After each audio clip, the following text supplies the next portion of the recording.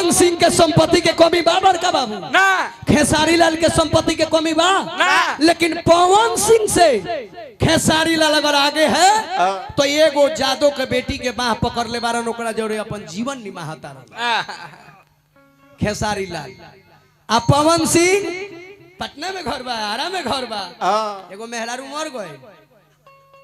एगो को लड़का जन्मा के छोड़ देले आ एगो औरत रो रही है कोई भोजपुरी का कलाकार नहीं बोल रहा है उसका पिलुआ पड़ेगा। हम कहते हैं कि ज्योति सिंह को अगर पवन भैया को रखना चाहिए उहो केहू के बेटी है। अब वही में एगो है अनुपमा वहाँ के बोला था इनके मौसेरी बहन भी पवन भैया बहुत अच्छा है पवन भैया बहुत अच्छा है। अच्छा ओकरा से बियाह के करी अनुपमा से वो तब बीकुआ कौन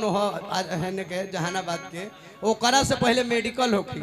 उस सफाई दी ज्योति सिंह के। पवन सिंह का पारिवारिक बात है आप लोग समर्थन कीजिए कि अपने परिवार को रखे क्योंकि वो भी किसी का बेटी है वो भी किसी का बहन है। देवर होंगे अब है ना ताको अब होने मौगा जन सामने ताको पहले जेंगा हम ताको तनी सामने नजर में नजर डाल के आंख में आंख डाल के मरद होगा तो तू हमरा का और ताको आ नहीं तो अगर मौगा हो या 7वां नंबर तो मत तकिया। अच्छा ना एगो बात कहले है गौर ना कहले है तू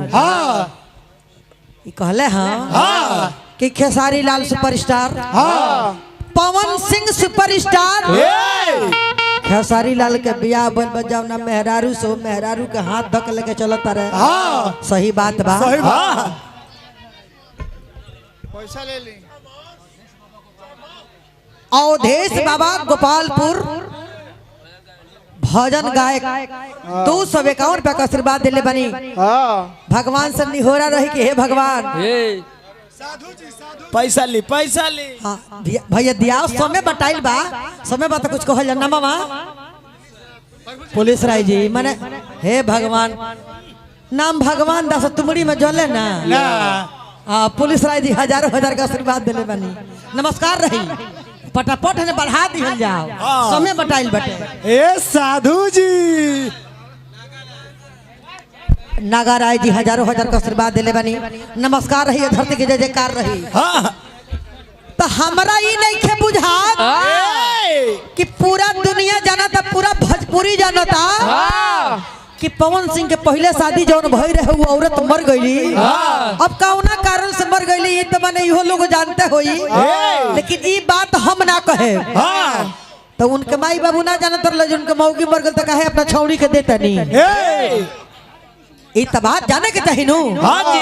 जब पहले मेहरारू के बियाह भइल आ उ जाना तनी तो हम काहे के अपन बहिन दे तू ना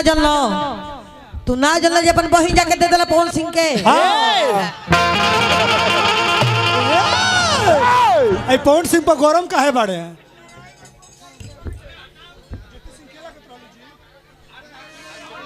यही से अपन देश बर्बाद ए भैया नाम बोल देबे के बा त यहाँ का कहनी है कि पवन सिंह के बियाह भई तो एगो मरिया गई हाँ ज्योति सिंह के बहन बात छोड़िए दहले पाड़े तारा बहन के गोड़ लगी ए तारा बहन के प्रणाम करी अरुण सिंह बेला जी ज्योति सिंह के राख लो गोड़ लागतनी ज्योति सिंह के राख लो ना तो तारा पिलुआ पड़ जाई तारा बहनी के काछा खोली अब ई रिक्वेस्ट करब त पवन सिंह ज्योति सिंह का रखियन मरद मेहरारू का झगड़ा लहसुन मरचा के रगड़ा बीच में जो बोलेला सबसे बड़का लाबारा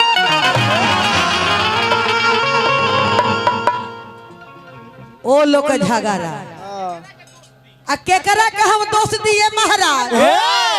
पवन सिंह मर्दे हवन ज्योति सिंह मेहरारू होई आई मामला कोर्ट तक ले पहुंच गइल बा